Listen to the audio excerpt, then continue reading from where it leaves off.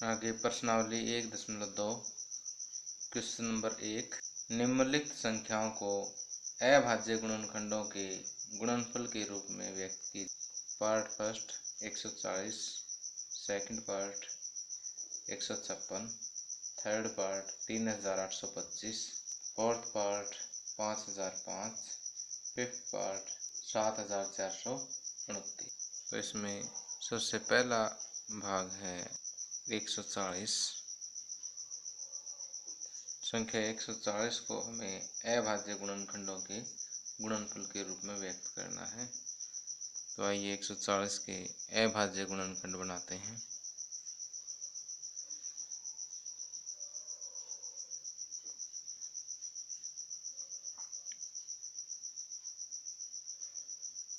दो तीन 6 और 2 5 10, 5 7 35। तो हम लिख सकते हैं 140 बराबर 2 गुणा 2 गुणा 5 गुणा 7।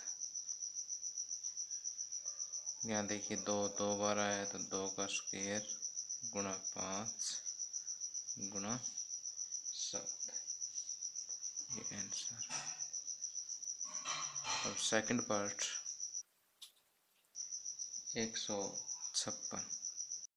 156 को हमें अभाज्य गुणनखंडों के गुणनफल के रूप में व्यक्त करना है।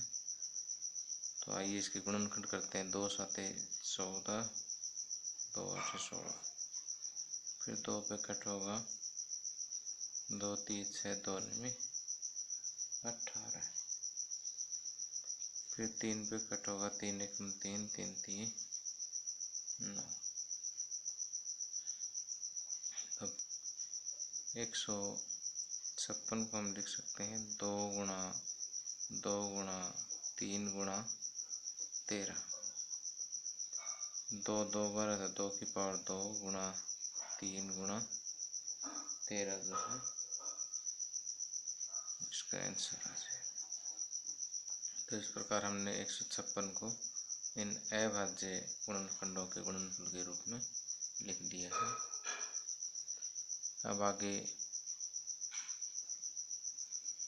Third part 3825। 3825 के आइए पहले गुणनखंड कर लेते हैं। पहले 3 पे कट होगा, 3 एकम 3, 3 दूनी 6, 3 7 21 और 3 5 15, 3 चौके 12, 3 दूनी 6 और 3 5 15। लास्ट में 5 आता है तो 5 से कट हो जाएगी, 5 8 40, 5 5 25, 5 एकम 5, 5 7 35। अब 17 एक अभाज्य संख्या है, इसलिए 3825 को आप लिख सकते हो 3 गुणा 3 गुणा 5 गुणा 5 गुणा 17, अर्थात 3 2 बार है तो 3 की पावर 2, 5 भी 2 बार है तो 5 की पावर 2 गुणा 17 आंसर। फोर्थ पार्ट में संख्या दे रखी है आपको 5005। इसके अभाज्य गुणनखंड बनाइए पहले। सबसे पहले 5 पे कट हो जाएगा, अब ये 7 पे कट होगा, 143 143 जो है वो 11 से भाग होता है, 11 एकम 11 और 11 3 33। 13 एक अभाज्य संख्या है, तो आप 5005 को लिख सकते हैं 5 गुणा 7 गुणा 11 गुणा 13। आगे फिफ्थ पार्ट है 7429। 7429 के अभाज्य गुणनखंड बनाते हैं। तो अगर इसको अभाज्य संख्याओं 2 पे चेक करें तो 2 से भाज्य नहीं है। इसी तरह से अंकों का जोड़ भी चेक करें तो 3 से भाज्य नहीं है। 5 से भाज्य होने के लिए इकाई का अंक 0 या 5 होना चाहिए, वो भी नहीं है। 7 से डिवाइड करके देखें तो 7 से भी भाग नहीं होगा। इसी तरह से आगे चेक करते जाएं तो 11 से भी नहीं होगा, 13 से भी नहीं होगा। जब इसको हम 17 से भाग करके चेक करेंगे तो 17 से विभाजित हो जाएगा। तो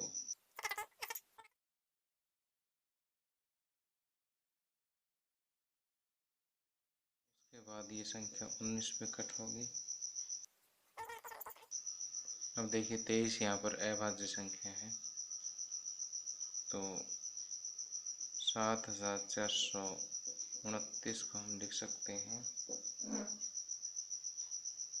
17 गुणा 19 गुणा 23 आंसर।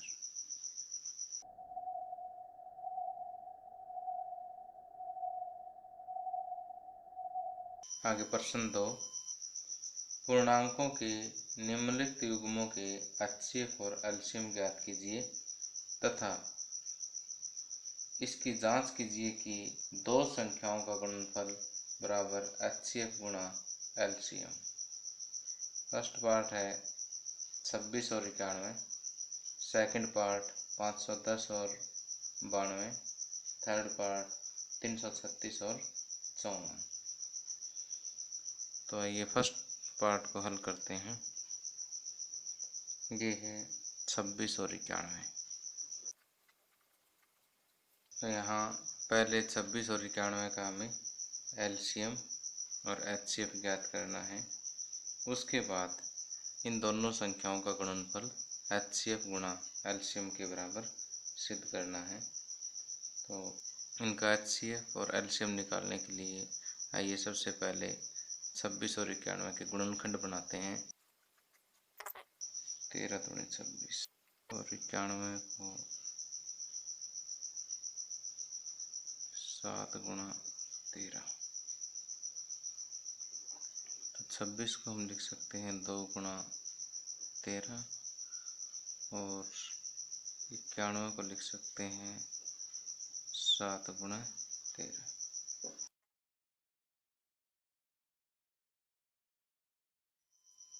इसलिए 26 और 91 का HCF उभयनिष्ठ गुणनखंडों की सबसे छोटी घात यानी 13 होगा और 26 और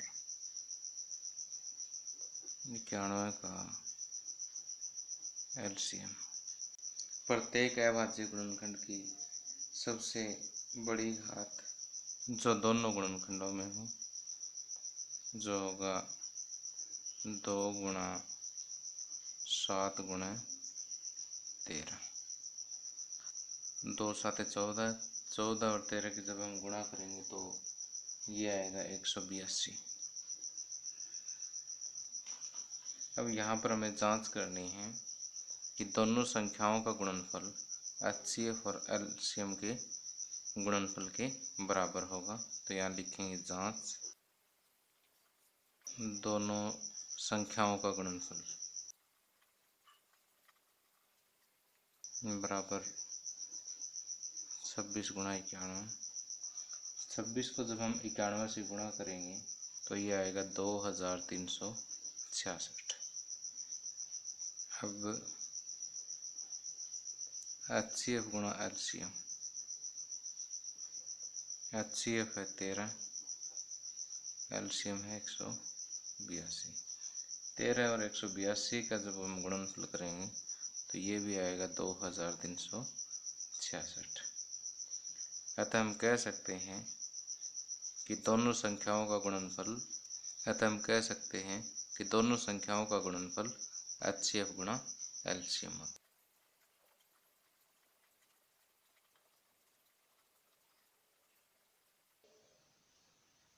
आगे पार्ट सेकंड।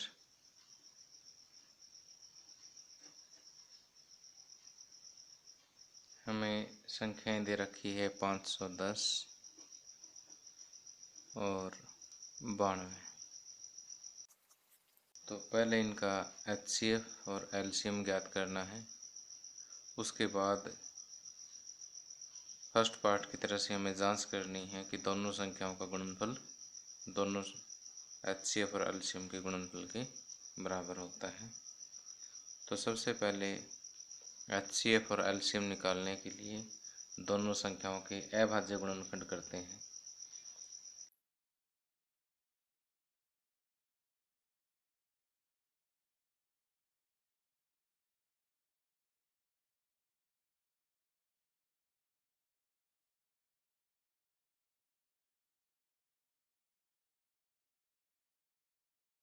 तो 10 को लिखेंगे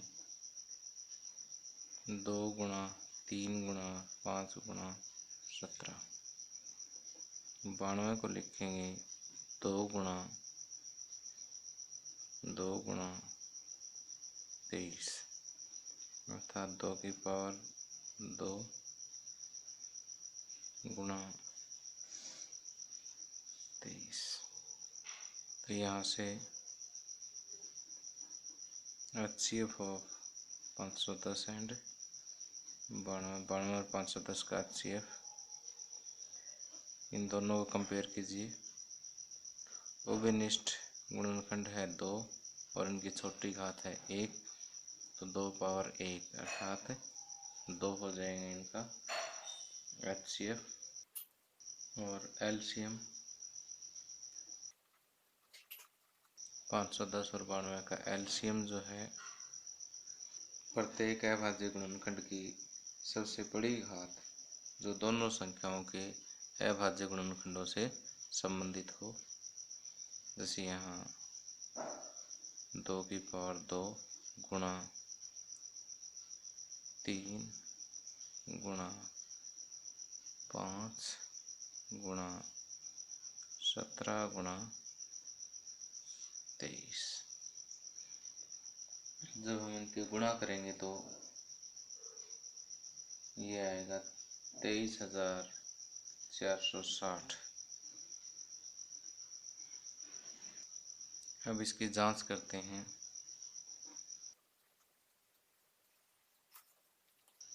दोनों संख्याओं का गुणनफल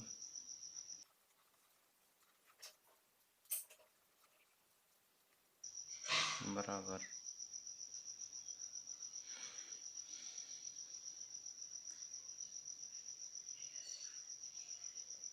जो होगा 46,920।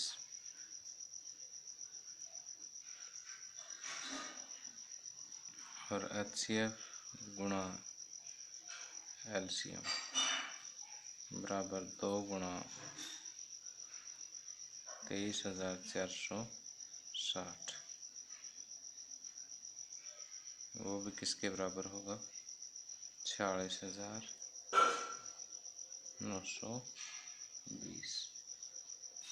अतः हम कह सकते हैं कि दोनों संख्याओं का गुणनफल HCF गुणा LCM।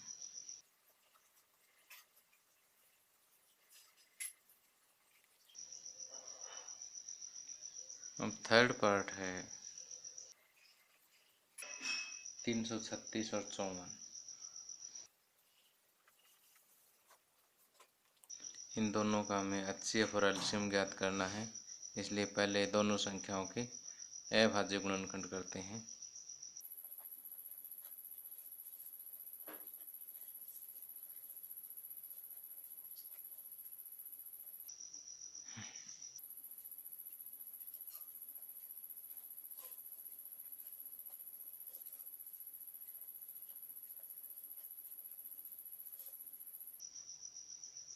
तो यहाँ 336 को लिखेंगे 2 गुणा 2 गुणा 2 गुणा 2। 2 कितनी बार है? 1 2 3 4, 2 पावर 4 गुणा 3 गुणा 7। 54 को लिखेंगे 2 गुणा 3 आया 1 2 3 बार, 3 पावर 3। यहाँ जिसकी कोई जो एक एक बार है उनकी घात हम 1 लगा सकते हैं। 336 और 54 का HCF उभयनिष्ठ गुणनखंडों की सबसे छोटी घात यानी 2 पावर 1 गुणा 3 पावर 1, 2 गुणा 3 ये हो गया 6। अब इन दोनों संख्याओं का एलसीएम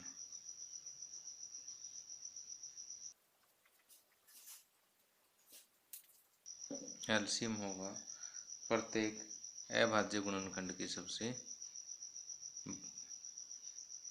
बड़ी घात जो दोनों संख्याओं के गुणनखंडों में हो। तो यहाँ अभाज्य गुणनखंड की 2 की सबसे बड़ी घात 4 है, 3 की सबसे बड़ी घात 3 है और एक अभाज्य गुणनखंड 7। 2 की पावर 4, 2 गुणा 2 गुणा 2 गुणा 2 ये हो जाएगा 16। 3 की पावर 3 यानी 3 को 3 बार गुणा, 3 3 होती है 27 गुणा 7, तो ये आ जाएगा 3024। अब आइए हम जांच करते हैं क्या दोनों संख्याओं का गुणनफल HCF और LCM की गुणनफल के बराबर है या नहीं।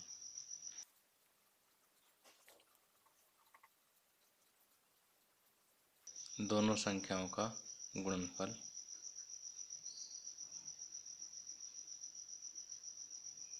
336 गुणा 54 ये आएगा 18,144। अब HCF गुणा LCM 6 गुणा 3024 तो ये भी आएगा 18,144। तो यहाँ इन दोनों को हम कंपेयर करके देखें तो हम कह सकते हैं अतः दोनों संख्याओं का गुणनफल बराबर HCF गुणा LCM।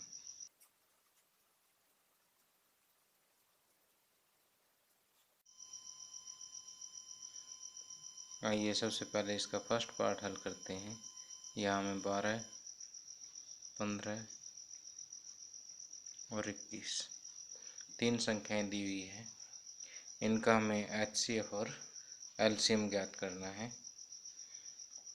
तो HCF और LCM ज्ञात करने के लिए सबसे पहले इनके अभाज्य गुणनखंड करते हैं।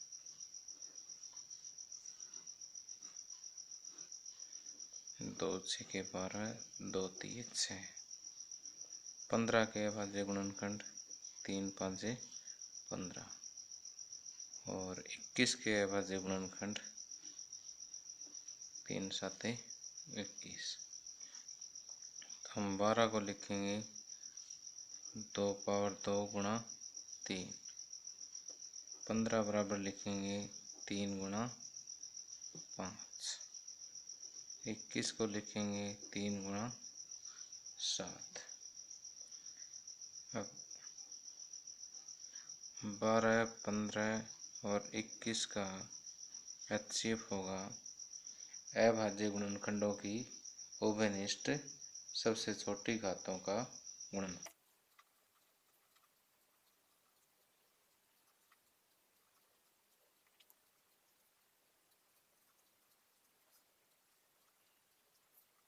अब देखिए यहाँ उभयनिष्ठ गुणनखंड कौन सा है, 3 और 3 की घात कितनी है 1। तो 12, 15 और 21 का HCF कितना होगा 3 होगा। अब LCM और 12, 15, 21 12, 15 और 21 का LCM अभाज्य गुणनखंडों की सबसे बड़ी घातों का गुणनफल जो तीनों संख्याओं के गुणनखंडों में हो।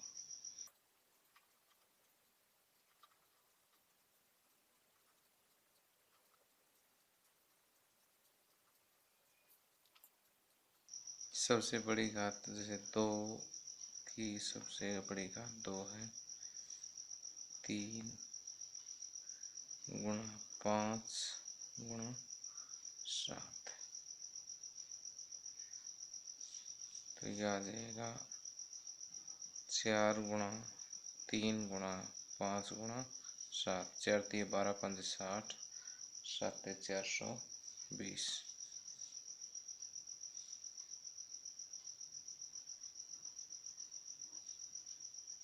तो HCF होगा 3 और LCM होगा 420।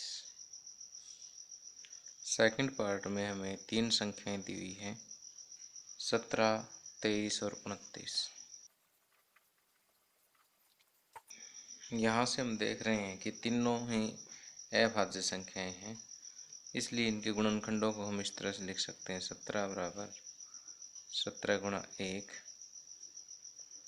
23 को लिख सकते हैं 23 गुणा 1, 29 को लिख सकते हैं 29 गुणा 1।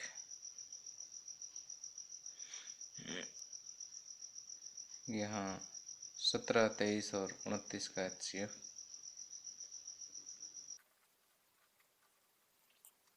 अभाज्य गुणनखंडों की उभयनिष्ठ सबसे छोटी घातों का गुणनफल।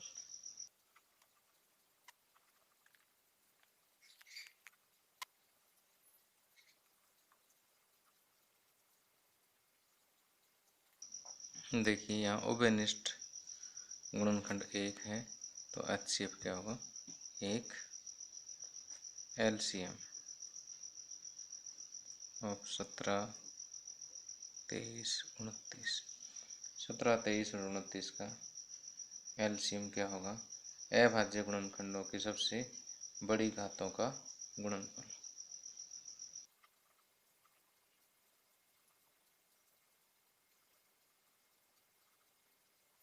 तो यहाँ अभाज्य गुणनखंडों की सबसे बड़ी घात का गुणनफल है, तो ये हो जाएगा 17 गुणा 23 गुणा 29। जब इन तीनों का गुणनफल करेंगे तो यह आएगा 11,339।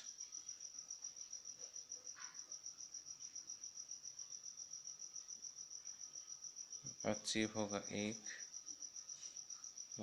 और LCM होगा 11,339। आगे थर्ड पार्ट में हमें 3 संख्याएं दे रखी है, 8, 9 और 25।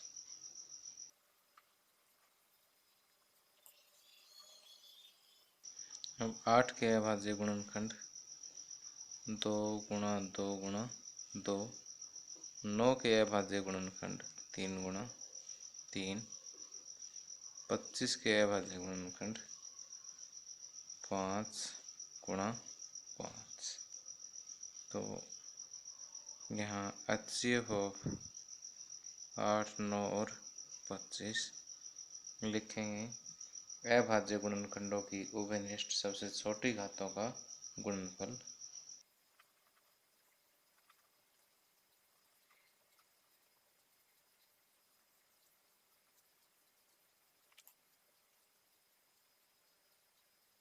देखिए यहाँ पर एक तो सभी संख्याओं का गुणनखंड होता ही है, बाकी तो कोई उभयनिष्ठ इसमें है नहीं, इसलिए उभयनिष्ठ क्या होगा, संख्या 1 होगी।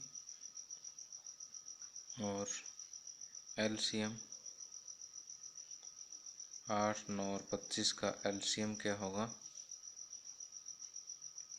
अभाज्य गुणनखंडों की सबसे बड़ी घातों का गुणनफल।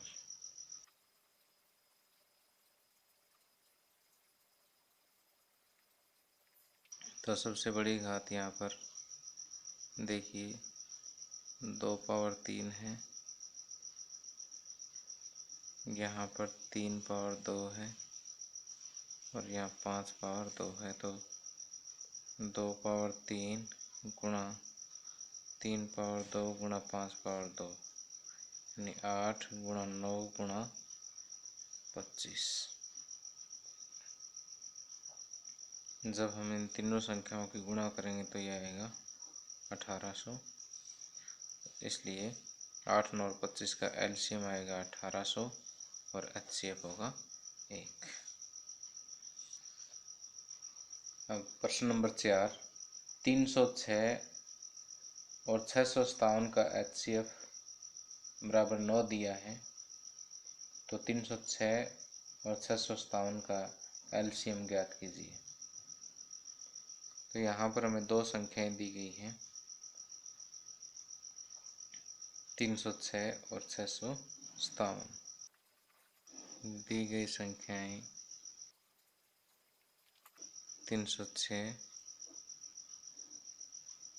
और 657 और हमें दिया हुआ है एचसीएफ ऑफ 306 और 657 बराबर 9। अब हमें पता है कि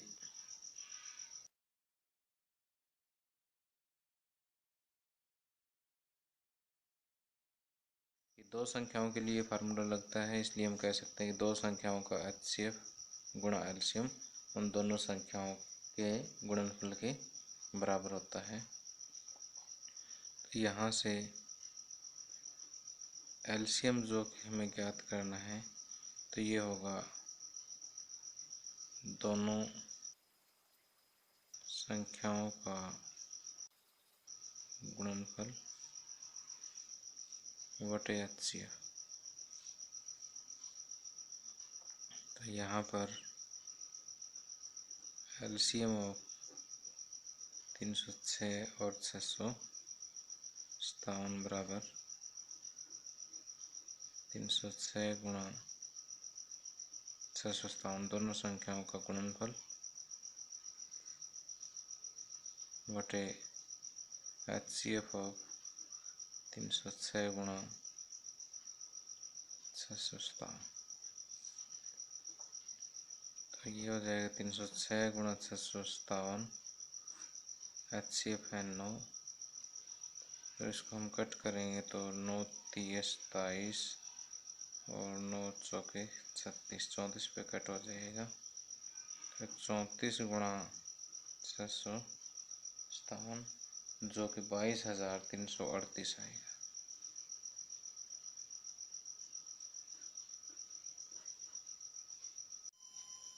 आगे प्रश्न 5, जांच कीजिए कि क्या किसी प्राकृत संख्या n के लिए संख्या 6 पावर n अंक 0 पर समाप्त हो सकती है। तो इसका हल करते हैं कि हम जानते हैं कि कोई भी धनात्मक प्राकृत संख्या जो शून्य पर समाप्त होती है वह 5 से विभाज्य होगी। इसलिए उसके अभाज्य गुणनखंडों में अभाज्य संख्या 5 आनी चाहिए। हम जानते हैं कि कोई भी धनात्मक प्राकृत संख्या जो शून्य पर समाप्त होती है वह 5 से विभाज्य होती है।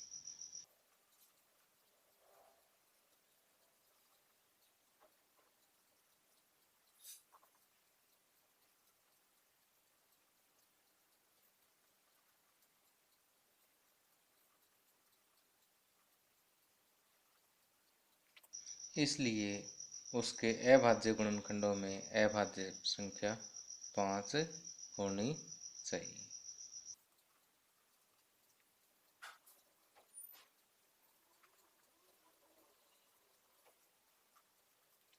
अब 6 पावर n को हम लिख सकते हैं 2 गुणा 3 पावर n अर्थात 2 पावर n गुणा 3 पावर n। यहाँ 6 के अभाज्य गुणनखंडों में केवल 2 और 3 ही है।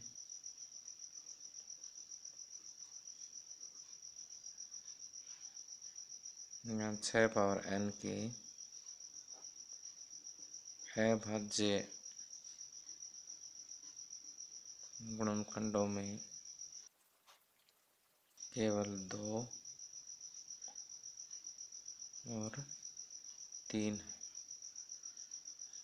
अब गणित की आधारभूत प्रमेय के अनुसार ये गुणनखंड अद्वितीय है, अर्थात 2 या 3 के अलावा और कोई गुणनखंड नहीं हो सकता।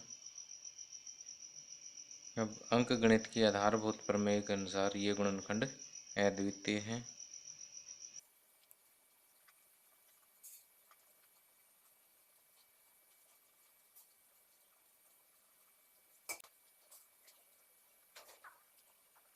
इसलिए 6 पावर n के अभाज्य गुणनखंडों में संख्या 5 नहीं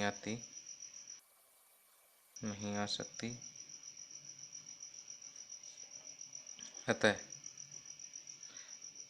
6 पावर n किसी प्राकृत संख्या n के लिए शून्य पर समाप्त नहीं हो सकती।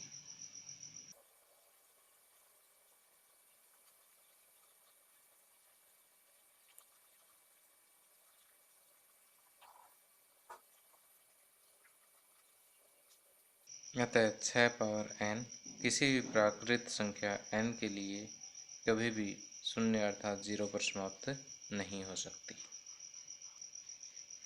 प्रश्न 6, व्याख्या कीजिए कि 7 गुणा 11 गुणा 13 प्लस 13 और 7 गुणा 6 गुणा 5 गुणा 4 गुणा 3 गुणा 2 गुणा 1 प्लस 5 भाज्य संख्याएं क्यों हैं। यहाँ पर हमें जो दी गई संख्या है उनमें से पहली संख्या है 7 गुणा 11 गुणा 13 प्लस 13। इन दोनों में से 13 कॉमन आ जाएगा। 13 कॉमन लेंगे तो यहाँ बचेगा 7 गुणा 11 प्लस इस 13 को कॉमन लेंगे तो यहाँ बचेगा 1। तो यहाँ देखिए इस पहली संख्या का 13 एक गुणनखंड है, इसलिए यह संख्या जो है वो 13 से विभाज्य है। क्योंकि यहाँ 13 एक गुणनखंड है, इसलिए दी गई संख्या 13 से भाज्य है। इसी प्रकार दूसरी संख्या में दी हुई है 7 गुणा 6 गुणा 5 गुणा 4 गुणा 3 गुणा 2 गुणा 1 प्लस 5। इन दोनों में से संख्या 5 जो है वो कॉमन आ जाएगी। 7 गुणा 6 5 कॉमन आ गया, 4 गुणा 3 गुणा 2 गुणा 1 प्लस यहाँ से 5 कॉमन लेंगे तो ये 1 बचेगा। तो यहाँ पर भी 5 एक गुणनखंड है, इसलिए दी गई संख्या 5 से भाज्य है।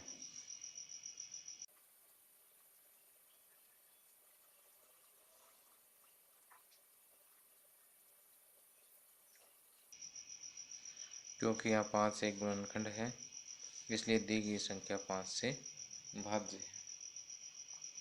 अतः हम कह सकते हैं कि 7 गुणा 11 गुणा 13 प्लस 13 और 7 गुणा 6 गुणा 5 गुणा 4 गुणा 3 गुणा 2 गुणा 1 प्लस 5 दोनों भाज्य संख्याएं।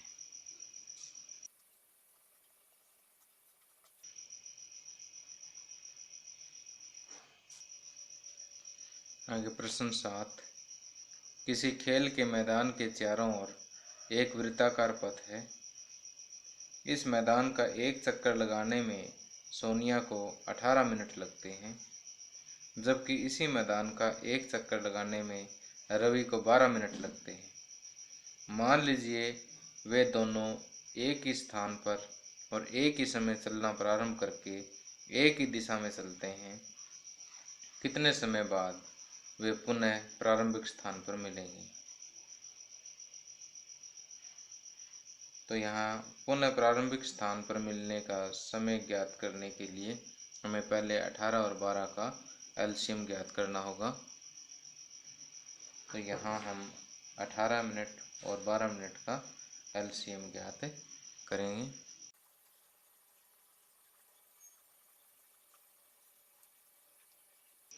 यहाँ हम 18 और 12 का एलसीएम ज्ञात करेंगे। तो 18 के अभाज्य गुणनखंड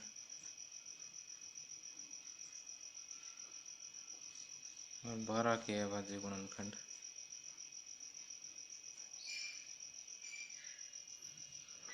अठारह को हम लिखेंगे 2 गुणा 3 पावर 2 और 12 को लिखेंगे 2 पावर 2 गुणा 3। तो एलसीएम ऑफ 18 और 12 अभाज्य गुणनखंडों की सबसे बड़ी घातों का गुणनफल।